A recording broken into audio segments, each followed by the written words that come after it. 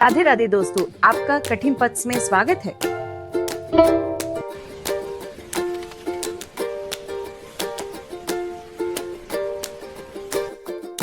श्री हरिवंश, श्री हरिवंश।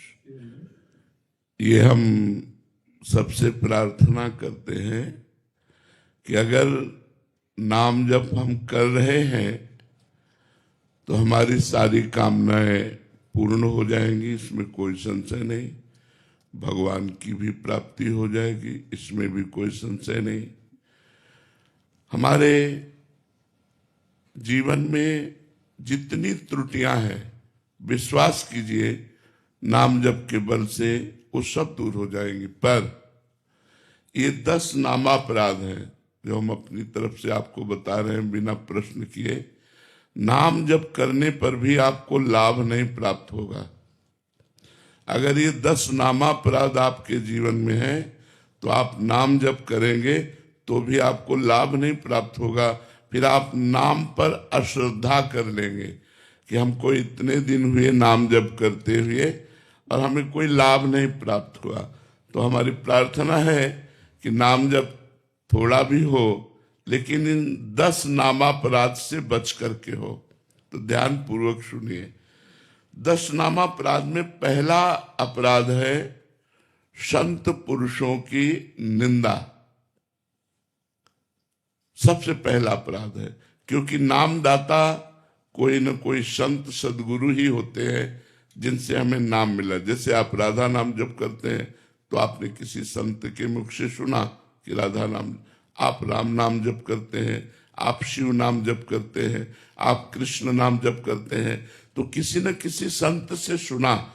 यदि नाम जपते हुए आप किसी भी संत की निंदा करेंगे तो वो नामापराध आपके ऊपर लागू हो जाएगा और वो नाम आपको फल नहीं प्रदान कर पाएगा।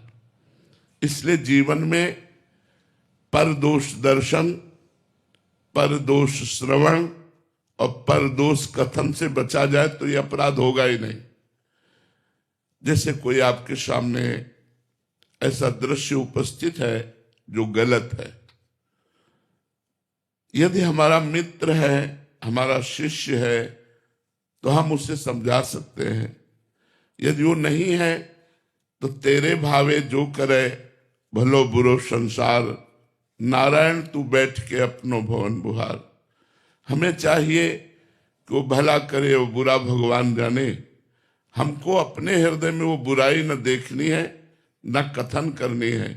अपने हृदय को बुराई से बचाना है। तो हम किसी की भी निंदा ना करें।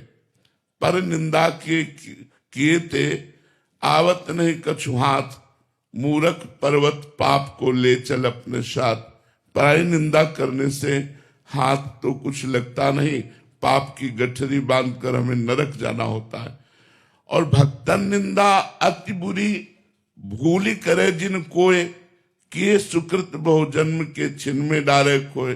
भक्तों की निंदा तो बहुत बुरी है, भूल करके भी नहीं करना चाहिए। यदि भक्तों की निंदा हुई तो बहुत जन्मों के पुण्य एक क्षण में नष्ट हो जाएंगे।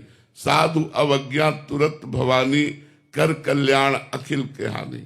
तो हमको संत द्रोह, वैष्णव द्रोह, गुरु द्रोह ये महान अपराध हैं, इनसे बचना चाहिए। ये ध्यान रख लीजिए। नाम जापक कभी किसी संत की निंदा न करे, कभी किसी वैष्णव की निंदा न करे, कभी गुरुजनों की निंदा न करे। फिर नाम जप करे तो नाम का अपराध नहीं लगेगा और नाम फलीभूत होगा। अब दूसरा नाम अपराध, भगवान शंकर और भगवान श्री हरि में भेद मानना, उनके नामों में भेद मानना। जैसे एक प्रसंग आता है रामचरितमानस में, काकभूषुंड जी अपने पूर्व के जीवन चरित्र का वर्णन करते हैं कि मैं एक ब्राह्मण बालक था, अवध में जन्मा था, पर भगवान शंकर के चरणों में मेरी बड़ी प्रीति थी। तो उज्जैन में हमने दीक्षा प्राप्त की। गुरुजी बहुत उच्च कोटि के महान ज्ञानी संत थे और भगवत प्रेमी भी थे। तो उन्होंने हमें शंकर मंत्र ही दिया, पर वो हरि की बड़ाई करते थे, तो अपने गुरु जी से द्रोह हो गया। ऐसा नहीं होना चाहिए। उसका परिणाम क्या हुआ कि गुरु से उपेक्षा होने लगी, अश्रद्धा होने लगी। तो गुरु जी आए और उन्होंने उठकर प्रणाम नहीं किया। ये भारी अपराध है। गुरु के सामने पहुंचने पर सर झुक जाना चाहिए, और हो सके तो पंचांग प्रणाम करना चाहिए, और हो सके तो साष्टांग प्रणाम करना चाहिए। गुरु साक्षात परब्रह्म। तो उन्होंने कि क्या गुरु जी को प्रणाम करना, उन्होंने प्रणाम नहीं किया। उसी समय भगवान शंकर असंतुष्ट हो गए।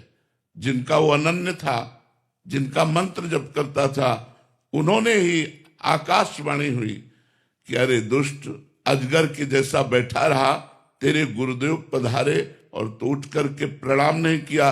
जब मैं शाप देता हूं 1000 बार अजगर योनि को प्राप्त हो, 1000 जन्म तुझे अजगर योनि के प्राप्त हो। अब तो गुरुजी ने जब ये आकाशवाणी सुनी तो करुणा से विकल हो गए कि ये बेचारा ज्ञानी जीव कितना भारी कष्ट प्राप्त करेगा। तो नमामि शमीशान निर्वाण रूपम, इस स्तोत्र का गायन किया। जब गुरु जी ने हृदय भरकर भगवान शिव की प्रार्थना की तो भगवान शिव प्रसन्न हो गए और कहा, तेरे गुरु की करुणा देख करके साप तो दिया वो अमोघ है, पर तेरा जो जन्म मरण होगा बहुत जल्दी जल्दी हो जाएगा, और जन्म मरण में जो दुख होता है वो तुझे नहीं होगा, और मेरे प्रताप से अब अविचल राम भक्ति तेरे हृदय में जागृत होगी। तो ये दूसरा नामापराध है, भगवान शिव और श्री हरि में भेद करना, भगवान शिव और श्री हरि के नाम में भेद करना। आजकल लोग समझते नहीं हैं। कुछ वैष्णव शैव की निंदा करते हैं, कुछ शैव वैष्णवों की निंदा करते हैं, और दोनों परमार्थ से अपने आप को खाली कर देते हैं। जो शैव होकर वैष्णवों की निंदा करेगा, जो वैष्णव होकर शैव की निंदा करेगा, वो दोनों अपने परमार्थ से भ्रष्ट हो जाएंगे। इसलिए ये दूसरा नामापराध, भगवान शिव और भगवान श्री हरि में भेद न करना, उनके नाम में भेद न करना। तीसरा, नामदाता गुरु का कभी भी किसी भी तरह से अपमान न करना।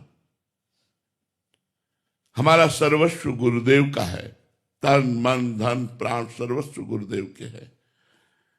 हम गुरुदेव को कभी अपमानित न करें, गुरुदेव को कभी नीचा न दिखाएं, गुरुदेव को कभी हम ऐसे अपशब्द न कहें, उनकी अवज्ञा न करें।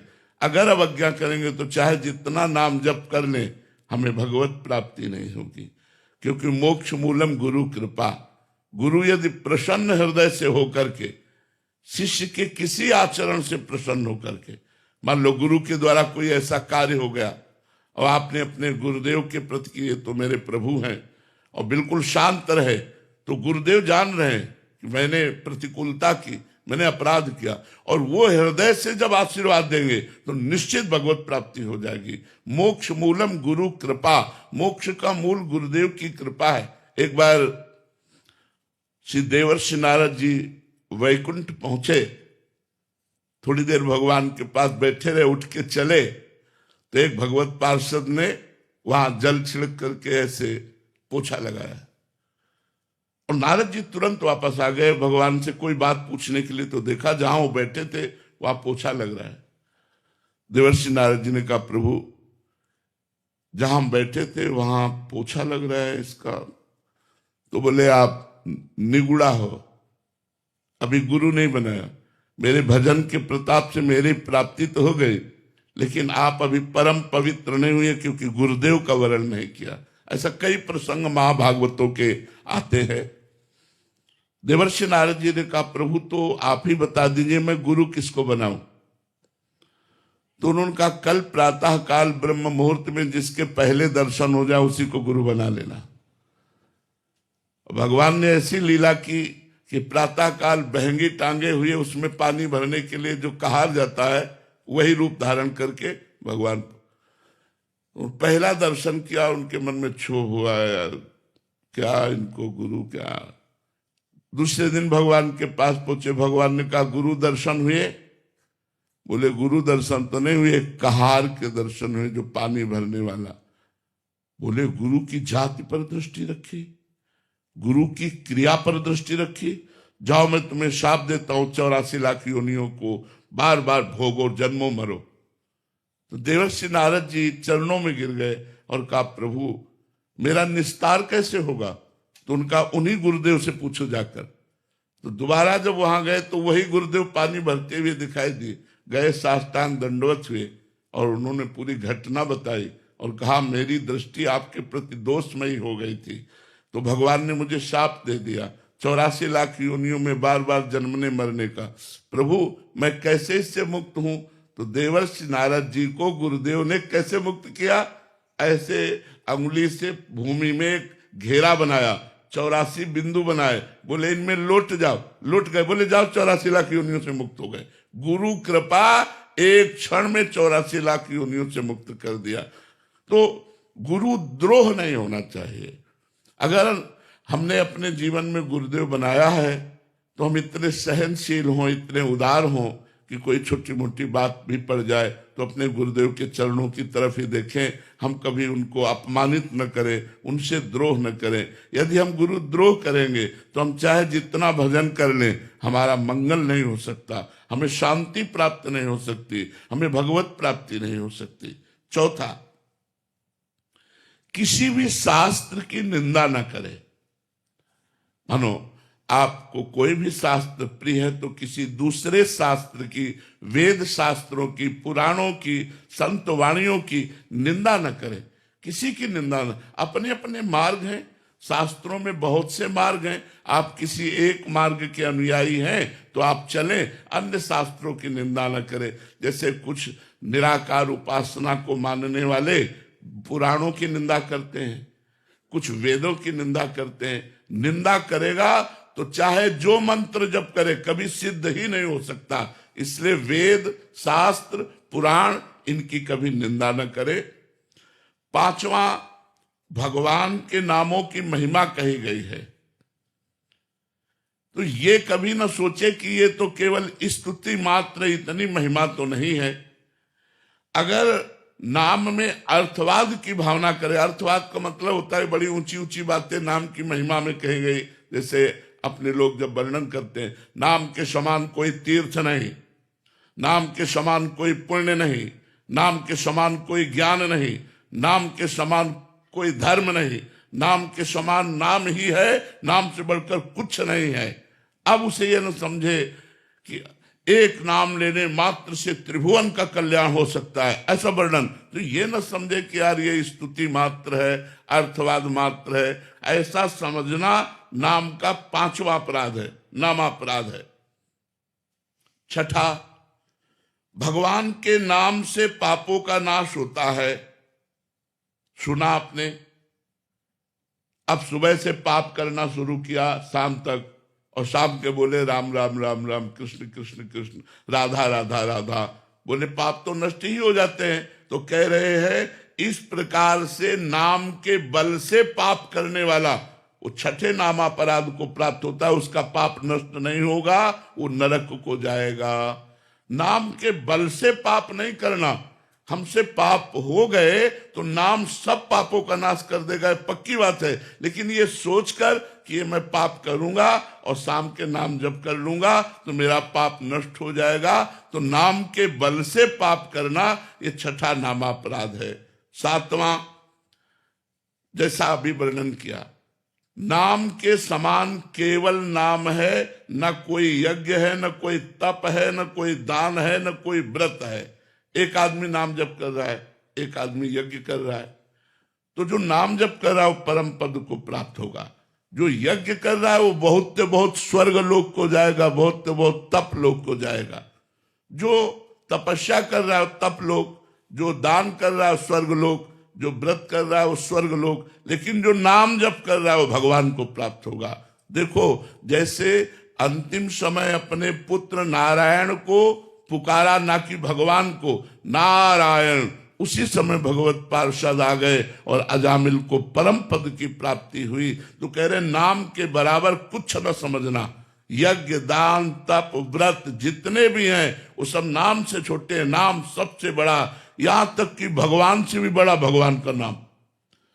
तो नाम की बराबरी करना किसी से, ये 7वां नामापराध है। 8वां, पैसे के लोभ से किसी को नाम का उपदेश करना, और जबरदस्ती वो नहीं चाह रहा फिर भी उसको दीक्षा दे देना। नाम ना सुनने वाले अश्रद्धालु को नाम का उपदेश करना, ये ठीक नहीं बनता।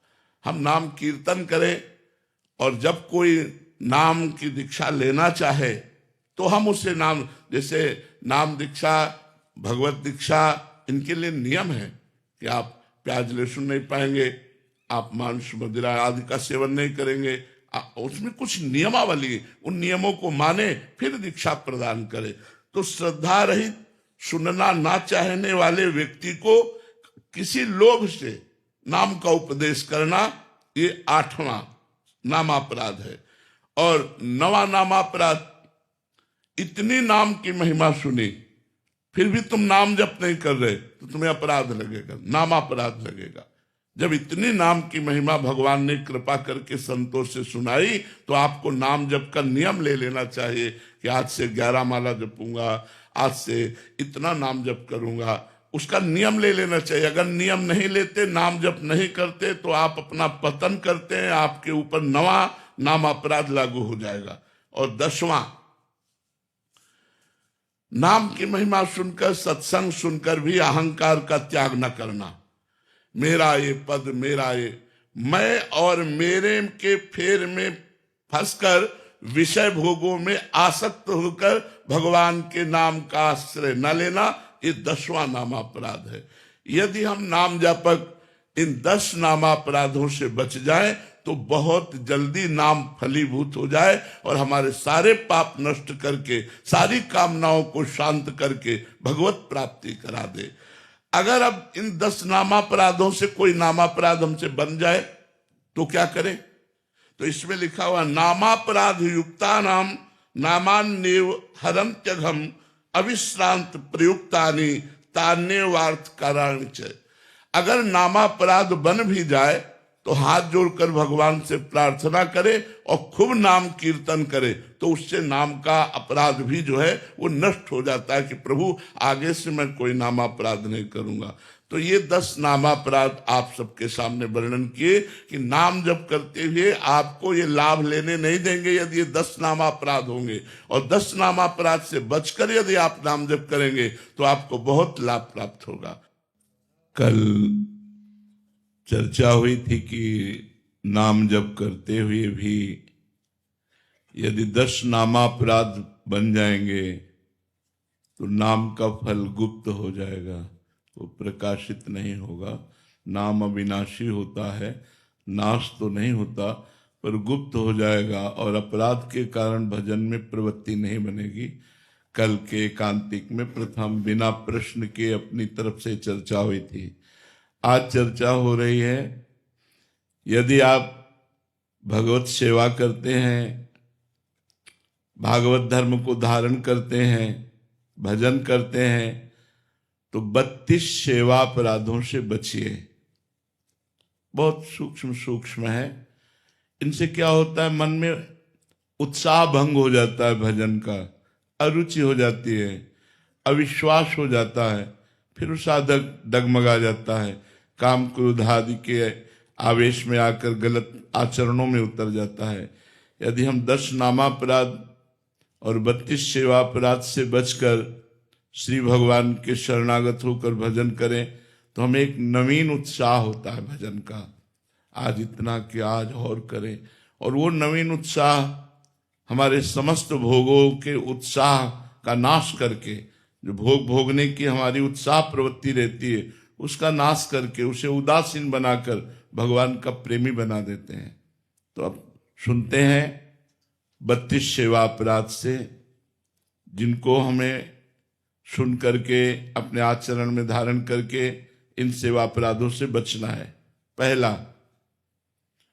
भगवान के मंदिर में जब हम दर्शन करने जाएं तो यदि हम किसी भी सवारी से हैं तो 100 कदम पहले उतर जाएं। ये नहीं कि सीढ़ी तक हम कार में, यदि अस्वस्थ हैं, आपके पैर खराब हैं, तब तो कोई बात नहीं है। यदि आपके पैर ठीक हैं तो 100 कदम कम से कम मंदिर से दूर उतर जाएं गाड़ी से, और वहीं से नमन करें और पादुका उतार दें अपनी, नंगे पैर वहां जाएं। अगर आप मंदिर में चढ़ते हैं पादुका पहन करके और कहीं प्रभु के आंगन तक पहुंच जाते हैं, तो